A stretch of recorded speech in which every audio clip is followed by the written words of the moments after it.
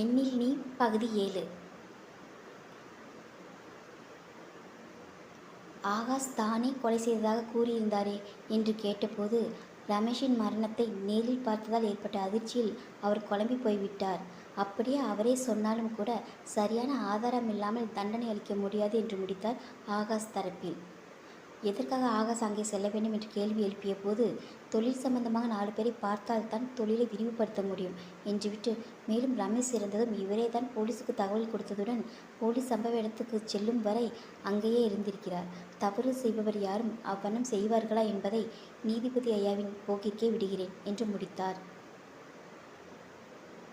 மேலும் சில பல விஷயங்களை விசாரித்துவிட்டு போதிய ஆதாரம் இல்லாததால் ஆகாஷை விடுதலை செய்வதாக தீர்ப்பளித்தார் நீதிபதி.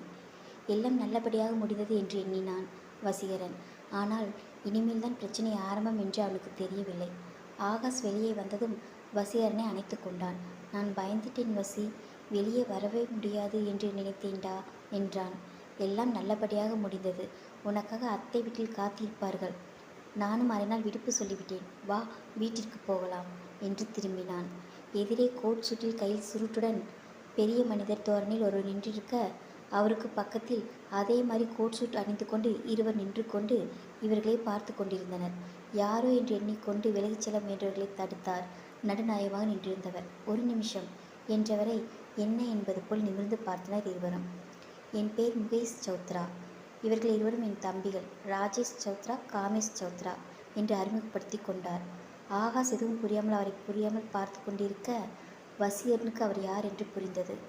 இறந்து போன ரமேஷ் சௌத்ராவின் அண்ணன்கள் என்க ஆகாஷ் உடல் இறுகியது.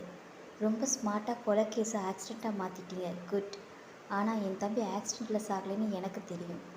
எங்களை பொறுத்த வரைக்கும் அவன் எங்களுக்கு தம்பி இல்லை. தப்பு பண்ணிட்டீங்க, இதுக்கு அனுபவிப்பீங்க என்று மிரட்டினான் முகேஷ். உன் தம்பியை வளர்த்து ஊர் மேய விட்டுட்டு எங்களை மிரட்டுறியா, போடா என்றான் வசீகரன். ஏய் என்ற மற்றொருவரும் அவர் நோக்கி வர, அவர்களை தடுத்த முகேஷ் வசீகரனிடம் திரும்பி, எங்களோட சாம்ராஜ்யம் பல பேரோட சமாதியில் ஆரம்பித்தது. எங்களோட நகத்தை கீறினாலே நாங்கள் சும்மா இருக்க மாட்டோம். ஆனால் நீங்கள் என் தம்பியை இல்லாமல் பண்ணிட்டீங்க. யாரை காப்பாற்ற நீங்கள் மறித்து நிற்கிறீங்களோ அவங்கள தூக்குறேன் என்று சவால் விட்டார். ஏய் சும்மா உளராத, குறைக்கடனா எதுவும் கடிக்காது. எங்களுக்கு நிறைய வேலை இருக்குது. வெட்டியாக பேச எங்களுக்கு நேரம் இல்லை. நீ வாடா என்று ஆகாஷை கைப்பிடித்து அழைத்து சென்றான். ஆகாஷிற்கு என்ன எதிர்வினையாற்றுவது முகேஷ் பேசுவதற்கு என்று தெரியவில்லை. அவன் யோசனை வேறொன்றாக இருந்தது. இருவரும் 2 வைத்திருப்பார்கள். டேய் தம்பிகளா, கொலை செய்தது